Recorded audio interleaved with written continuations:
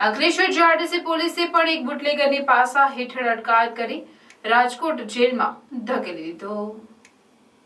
નાયબ પોલીસ અધિક્ષક કુશલ આરોઝા અંકલેશ્વર વિભાગ અંકલેશ્વર તથા circle police inspector RM Vasava Ankleshwar સર્કલના માર્ગદર્શન હેઠળ પ્રોહિબિશનના ગુનાઓ સાથે સંકળાયેલ સમૂહ પર પાસા દરખાસ્ત કરી કડક કાર્યવાહી કરવા નેત્રંગ પોલીસને સૂચના આપેલ। જે અનુસંધાને પોલીસ સ્ટેશન વિસ્તારમાં નેત્રંગ ટાઉનમાં દામલા કંપની ફળિયામાં રહેતા ગીતાબેન વસાવા પ્રોહિબિશન સંબંધી ગુનાઓમાં સંડોવાયેલ હોય જેના વિરુદ્ધ પાસા દરખાસ્ત તૈયાર કરી જિલ્લા મેજિસ્ટ્રેટે ભરૂચને મોકલી આપેલ હતી। જે આધારે આ મહિલાને અંકુશમાં લેવા પાસા ધારા હેઠળ અટકાયત કરવા વોરંટ ઇસ્યુ કરવાનો હુકમ જિલ્લા મેજિસ્ટ્રેટ તરફથી નેત્રંગ પોલીસ દ્વારા ગીતાબેન વસાવાને ઝડપી પાડી પાસા વોરંટની બજવણી કરી રાજકોટ મધ્યસ્થ જેલ ખાતે મોકલી આપેલ છે।